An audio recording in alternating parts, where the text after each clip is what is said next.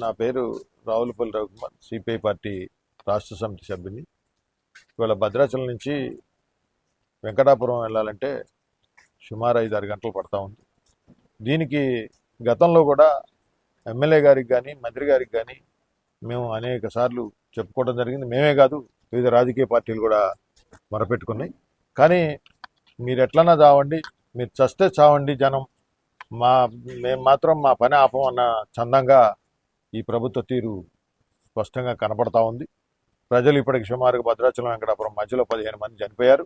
అందులో మా గ్రామంలో నరసాపురంలోని 2 చనిపోవటం, 4 కాళ్ళు చేతులు ఎరగటం జరిగింది. దీని మీద ఎమ్మెల్యే గారు పరామర్శలు కూడా జరిగినాయి.